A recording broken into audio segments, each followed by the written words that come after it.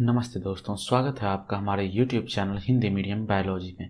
यहाँ आज हम अपनी कक्षा 12वीं के अध्याय 2 के भाग 9 को पढ़ेंगे।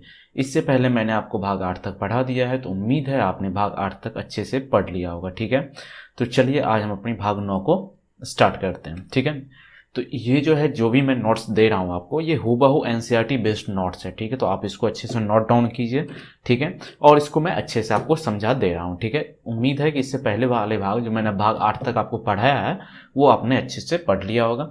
ठीक है, तो चलिए देखते हैं फिर भ्रूण का विकास। ठीक है, कि भ्रूण का विकास कैसे होता है, इसमें क्या क्या होता है, इसके बारे में आज हम पढ़ेंगे। ठीक है, ये टॉपिक जो है ये थोड़ा छोटा होने वाला है। ठीक है, इसके बाद जो है किसके बारे में पढ़ेंगे, बीज के बारे में पढ़ेंगे। तो इस भाग के बाद 2-3 भाग और आएंगे, उसके बाद जो है ये अध्याय खत्म हो जाएगा। उसके बाद हम अध्याय 3 जो है वो शुरू करेंगे। ठीक है, तो चलिए देखते हैं। आप लोग वीडियो देख रहे हो और आप लोग को वीडियो अगर पसंद आ रही है तो वीडियो को लाइक कीजिए, चैनल को सब्सक्राइब भी कीजिए, जिससे कि मैं मोटिवेट हूँ, और अपने दोस्तों के साथ अधिक से अधिक शेयर कीजिए ताकि उनको भी अच्छे नोट्स मिल सकें। ठीक है, तो चलिए अब आगे बढ़ते हैं। ठीक है, तो देखिए भ्रूण विकास।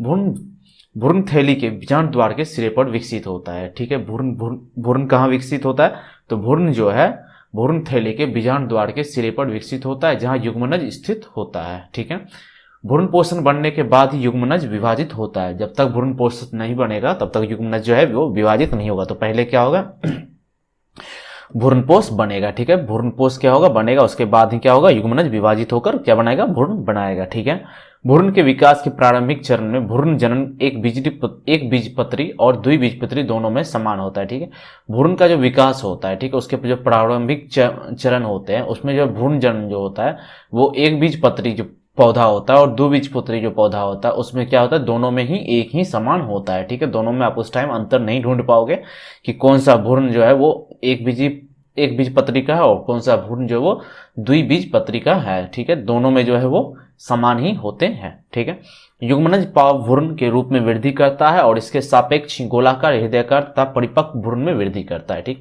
युग्मनज क्या है, तो युग्मनज जो है प्राव भ्रूण के रूप में वृद्धि करता है और इसके सापेक्ष गोलाकार हृदयाकार तथा परिपक्व रूप में भी वृद्धि करता है। ठीक है, देखिए अब एक बीजपत्री भ्रूण संरचना क्या होती है, हम इसको देखते हैं। ठीक है, एक बीजपत्री भ्रूण संरचना क्या होती है। ठीक है, आपको एक बीजपत्री और जो है द्विबीजपत्री क्या होता है ये पता होगा, उम्मीद है। इससे पहले भी मैंने आपको बताया है किसी ना किसी भाग में। ठीक है, तो आपको आ ही रहा होगा, मुझे समझ में जहां तक आ रहा है। ठीक है, तो चलिए देखते हैं एक बीजपत्री भ्रूण संरचना क्या होता है। ठीक है, देखिए भ्रूण अक्ष, यह भ्रूण की मुख्य धुरी है जिसने इसे विभिन्न क्षेत्रों में विभाजित किया है। ठीक है, भ्रूण अक्ष एक बिजली पुत्र संरचना में सबसे पहला भाग जो होता है वो क्या होता है, भ्रूण अक्ष होता है। ठीक है, तो यह क्या होता है, यह भ्रूण की मुख्य धुरी है, जिसने धुरी होता है। ठीक है, यह भ्रूण की मुख्य धुरी होता है जिससे जो कि क्या काम करता है, जो कि इसे विभिन्न क्षेत्रों में विभाजित करने का काम करता है। ठीक है, तो भ्रूण अक्ष क्या है, तो भ्रूण अक्ष क्या है, तो यह भ्रूण की मुख्य धुरी है जिसने इसे विभिन्न क्षेत्रों में विभाजित किया है।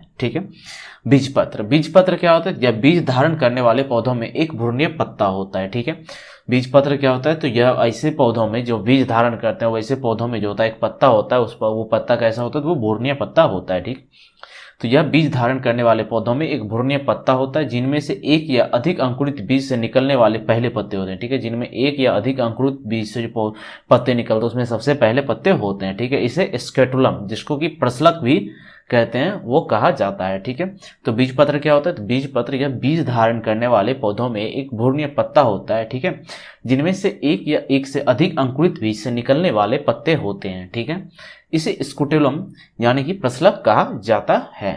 ठीक है, चलिए अब आगे देखते हैं क्या है, तो मूलांकर चोल क्या होता है, तो यह जड़ के सिरे और मूल गोप को घेरने वाला एक म्यान है। ठीक है, मूलांकर चोल क्या है, तो यह जड़ जो होता है, जो भ्रूण जो विकसित होगा, ठीक है, उसके बाद जो हम इसको मान के चलिए एक बीजी पत्री पौधा है, तो उसमें जब इसको लगाएंगे तो उसमें जो जड़ विकसित होगा। ठीक है, जमीन के अंदर जो दिए हम उसको गाड़ दिए तो उससे जो जड़ विकसित हुआ, तो यह जड़ के सिरे और मूल गोप को घेरने वाला एक म्यान है। ठीक है, तो मूलांकर चोल क्या है, तो यह जड़ के सिरे और मूल गोप को घेरने वाला एक म्यान है। ठीक है, ऊपर में जो जड़ का, जैसे मिट्टी में जो हम लोग गाड़ते हैं उसको, तो कहाँ से बीज, जहाँ से बीज निकलता है, जैसे मान के चलिए भ्रूण का विकास हो रहा है। ठीक है, अभी उसको मिट्टी में नहीं गा रहे हैं। ठीक है, मान के चलिए भ्रूण का विकास हुआ, अगर आप उसको गौर से देखिएगा तो ऊपर में जो मुंह जैसा निकला हुआ रहता है। ठीक है, जैसे देखिए ये जो है ये क्या आ गया, ये मूलांकर चोल हो गया, या क्या हो गया, इसके चारों ओर जो ये क्या है, मूलांकर चोल है। क्या है, यह जड़ के सिरे और मूल गोप को घेरने वाला एक सामान्य एक मयान है, ठीक है।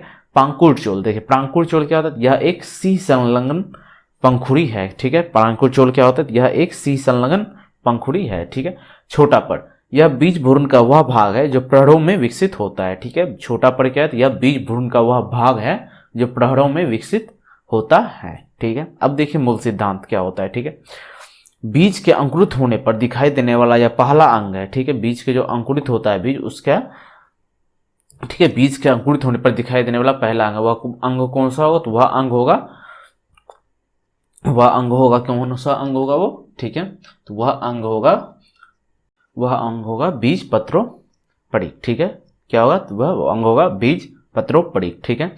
तो बीज पत्रोपड़ी क्या होगा, तो बीज के अंकुरित होने पर दिखाई देने वाला यह पहला अंग है, ठीक है। यह मिट्टी के नीचे की ओर बढ़ता है। यह कहाँ बढ़ता है, जब इसको जमीन के अंदर गाड़ते हैं तो यह कहाँ बढ़ता है, ये मिट्टी के नीचे की ओर बढ़ता है, ठीक है। अब देखिए द्विबीजपत्री भ्रूण संरचना क्या होती है, ठीक है।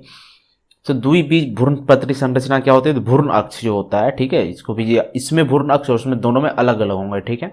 अगर आपको ये समझ में नहीं आ रहा होगा तो आप कमेंट बॉक्स में बताइएगा, इसके बाद जो मैं इसके ऊपर एक पूरा अच्छे से आपको सब चीज समझाने के लिए डिटेल वीडियो बना दूंगा, ठीक है। भ्रूण अक्ष क्या होता है, यह भ्रूण की मुख्य धुरी है, ठीक है।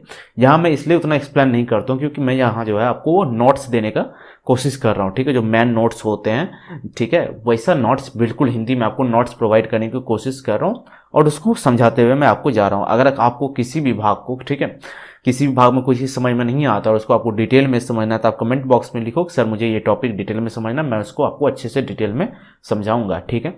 देखिए द्विबीजपत्री भ्रूण संरचना क्या होती है, ठीक है। भ्रूण अक्ष, यह भ्रूण की मुख्य धुरी है, ठीक है। यह क्या है, भ्रूण की मुख्य धुरी है जो इसे विभिन्न क्षेत्रों में विभाजित करती है, ठीक है। भ्रूण अक्ष क्या है, तो भ्रूण अक्ष या भ्रूण की मुख्य धुरी है जो इसे विभिन्न क्षेत्रों में विभाजित करती है, ठीक है। बीजपत्र, बीजपत्र क्या होता है, यह पहला पत्ता है, ठीक है। यह पहला पत्ता होता है जो अंकुरित होता है, यह संग्रहित भोजन से भर जाता है, ठीक है। बीजपत्र क्या होता है, यह पहला पत्ता होता है जो अंकुरित होता है और यह क्या होता है, संग्रहित भोजन से भर जाता है। संग्रहित भोजन का संग्रहण क्यों जरूरी है, क्योंकि जब तक जो है भ्रूण जो है जब तक पूरी तरह से विकसित नहीं हो जाता तो वो किसके ऊपर निर्भर रहता है, भ्रूणपोष के ऊपर निर्भर रहता है और भ्रूणपोष के अंदर कौन क्या रहता है, संग्रहित भोजन रहता है, ठीक है। तो उसी तरह से यहाँ क्या है, बीजपत्र, यह पहला पत्ता होता है जो अंकुरित होता है या संग्रहित भोजन से भरा होता है जिसे पौधे प्रकाश संश्लेषण शुरू करने से पहले उपयोग करते हैं, ठीक है। इसको मैंने इससे पहले वाले भाग में भी आपको समझाया था क्या होता है ये, ठीक है। देखिए अब बीजपत्रोपड़ी, बीजपत्रोपड़ी क्या होता है, ठीक है। यह बीजपत्र के ऊपर मौजूद भ्रूणीय अक्ष का एक भाग है, ठीक है। बीजपत्रोपड़ी क्या है, तो यह बीजपत्र के ऊपर मौजूद भ्रूणीय अक्ष का एक भाग है, ठीक है। यह प्लूम्यूल पर समाप्त होता है, ठीक है। यह कहाँ समाप्त होता है, यह बीजपत्राधार पर यानी कि प्लूम्यूल पर समाप्त होता है, ठीक है। अब देखते हैं बीजपत्राधार क्या होता है। तो यह बीजपत्र के नीचे मौजूद भ्रूणीय अक्ष का एक भाग है, ठीक है।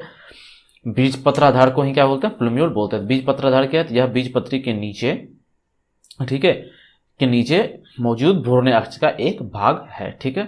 यह मूलांकल पर अंकुरित होता है, ठीक है। यह कहाँ होता है, यह मूलांकुर पर अंकुरित होता है, ठीक है।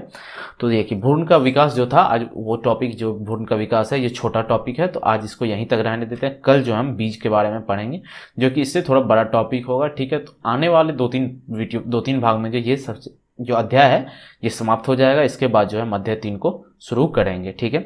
तो उम्मीद है कि आपको सब चीज समझ में आ गया होगा अच्छे से। जो भी आपके मन में डाउट हो, जो भी आपको समझ में नहीं आ रहा हो, ठीक है, तो आप उसको कमेंट बॉक्स में लिखिए, मैं उसके ऊपर पूरा डिटेल में वीडियो बनाऊंगा, ठीक है। यहाँ जो मैं आपको दे रहा हूँ ये फुल्ली एनसीईआरटी बेस्ड नोट्स है, आप इसको नोट करो, इसको समझो, जिससे कि आपको पढ़ने में आसानी होगी और आगे जो एग्जाम्स वगैरह आएंगे उसमें भी आपको पढ़ने में मदद मिलेंगी, ठीक है। अगर आपको वीडियो पसंद आया तो वीडियो को लाइक कीजिए, चैनल को सब्सक्राइब कीजिए और अपने दोस्तों के साथ अधिक से अधिक शेयर कीजिए, ठीक है। आपके सब्सक्राइब करने से ही हमें मोटिवेशन मिलती है, ठीक है। मिलते हैं फिर अगले भाग में, भाग 10 में, तब तक के लिए बाय।